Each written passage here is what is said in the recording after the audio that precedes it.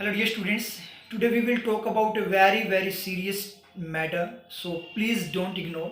जैसे कि IBPS RRB के एप्लीकेशन फॉर्म स्टार्ट हैं, तो यहाँ पे स्टूडेंट्स एक बहुत बड़ी मिस्टेक कर देते हैं जिसका रियलाइजेशन उनको अभी नहीं होता, लेकिन ज्वाइन करने के बाद उनको रियलाइज़ होता है कि हमारा जो डिसीजन था वो गलत था और उन्हें अपने डिसीजन पे पछतावा होता है। और बहुत सारे स्टूडेंट्स ऐसे भी हैं जो डिप्रेशन में चले जाते हैं। तो ये जो बात है वो मैं आप लोगों को स्टूडेंट्स का जो पर्सनल एक्सपीरियंस है उस बेस पे बता रहा हूँ। मैं यहाँ पे आपको डिमोरलाइज नहीं करना चाहता, मैं आपको रियलिटी से अवगत करा रहा हूँ। जो रियलिटी है वो आप लोगों को पता होनी चाहिए, क्योंकि अभी तो अपने माइंड में क्या है, ये है कि जॉब जॉब जॉब, चाहे कहीं से भी हो जॉब मिल जाए बस। लेकिन ये जो चीज़ है वो प्रैक्टिकल लाइफ में कनेक्ट नहीं हो पाती। इसका रियलाइजेशन आपको जॉब मिलने के बाद जब आप ज्वाइन करोगे तब आपको पता लगेगा। तो जो पॉइंट है वो है अदर स्टेट से अप्लाई करने का।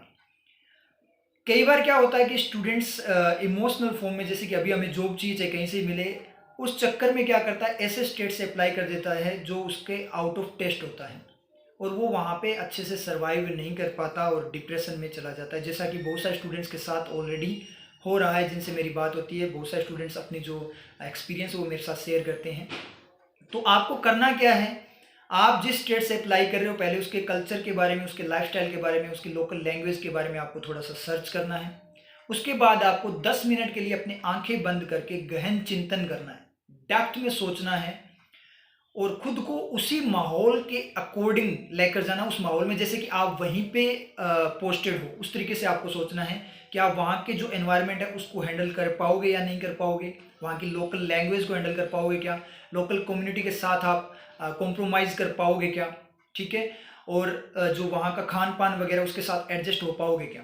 अब इसका मतलब ये नहीं है कि वहाँ पे लोग आपके साथ मतलब गलत बिहेव करेंगे, लेकिन खुद से ही अपने माइंड में आ जाता है थोड़े टाइम के बाद। एक बार के लिए तो अच्छा लगता है, लेकिन धीरे धीरे जैसे रियलाइजेशन होने लगता है कि हम घर से बहुत दूर बैठे हैं और यहाँ का लाइफस्टाइल हमसे बिल्कुल अलग है। इस तरीके से मतलब, क्योंकि आरआरबीज में ये भी है कि जो आपकी जॉब है वो परमानेंट आपको उसी स्टेट से करनी पड़ेगी, क्योंकि वहाँ पे ट्रांसफ़र पॉलिसी नहीं है, क्योंकि स्टेट वाइज होता है। तो परमानेंट हमें यहीं पे रहना पड़ेगा। उस तरीके से मतलब माइंड में अनेकों विचार आते हैं नेगेटिव, और उसके कारण बंदा क्या होता है, डिप्रेशन में चला जाता है। अब ऐसा सभी के साथ नहीं होता, बहुत सारे एंजॉय भी करते हैं कि हमें नया जो है माहौल देखने को मिला, नई कम्युनिटी को हमने फेस किया, नए माहौल के साथ एडजस्ट करना सीखे हम। तो वो एडवेंचर के फॉर्म में भी बहुत सारे इसको लेते हैं, एक्सप्लोर करने की फॉर्म में भी इसको लेते हैं। उनके लिए दिक्कत नहीं होती, लेकिन मैक्सिमम के साथ ये प्रॉब्लम होती है, खास करके उनके साथ जो घर से पहली बार निकल रहे हैं। तो आप बार बार जब सोचोगे इस चीज़ को माइंड में कि वहीं उसी माहौल में बैठे हो, मैं हैंडल कर पाता हूँ नहीं कर पाता, जो चीज़ें मैंने आपको बताई हैं आंख बंद करके, तो अगर अंदर से आवाज़ है yes I can do it, तो आप बेझिझक होकर अप्लाई कीजिए। अगर अंदर से आवाज़ आती है नो, या आपको हल्की सी भी घुटन महसूस होती है, तो प्लीज़ वहाँ से अप्लाई मत करना, ठीक है।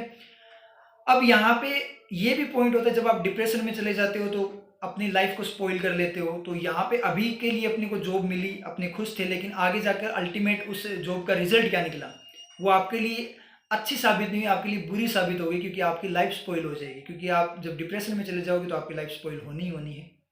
प्लस अगर उस डिप्रेशन में आप रेजिग्नेशन कर देते हो, रिजाइन कर देते हो वहाँ से, तो वो भी आप पे नहीं अदर्स पे भी इफेक्ट डालती है। जैसे मान लीजिए वहाँ के लोकल जो कैंडिडेट्स थे उनकी आपने जॉब खराब कर दी, एक सीट खराब कर दी, या फिर कोई और कैंडिडेट ऐसा था जो वहाँ से जॉब कर सकता था, उसकी आपने सीट खराब कर दी। प्लस आपने एकदम से रिजाइन किया, अब रिक्रूटमेंट तो नेक्स्ट ईयर आएगा, तो तब तक के लिए बैंक में डेफिशिएंसी होगी स्टाफ की, और उस चक्कर में पब्लिक सर्विस जो है उसमें भी होल्टिंग हुई। तो इस तरीके से वहाँ पे भी वो नेगेटिव इम्पैक्ट डालता है।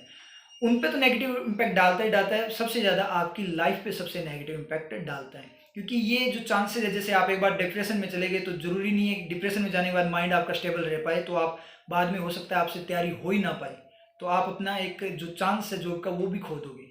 लाइफ टाइम के लिए भी हो सकता है, ये परमानेंट भी हो सकता है, क्योंकि माइंड अनस्टेबल हो गया उसके बाद आप कुछ नहीं कर पाओगे, क्योंकि जो सारा का सारा खेल है वो इस माइंड का। माइंड स्टेबल तो आप कुछ कर सकते हो, कुछ भी कर सकते हो, लेकिन अनस्टेबल है तो आप कुछ भी नहीं कर सकते। तो मैं यही बोलूँगा आप लोगों को कि आप एक बार किसी भी स्टेट, जिस भी स्टेट से अप्लाई कर रहे हो, तो उसके लिए थोड़ा सा विचार कर लेना, सोच समझ कर अप्लाई करना। कोई इमोशंस की फॉर्म में ऐसे डिसीजन मत ले लेना जो बाद में आपके लिए नेगेटिव इम्पैक्ट लेकर आए और आपको बहुत ज़्यादा रिग्रेट फील हो। तो यही चीज़ मैं बोलूँगा, दैट्स ऑल। तो थोड़ा सोच विचार करके अप्लाई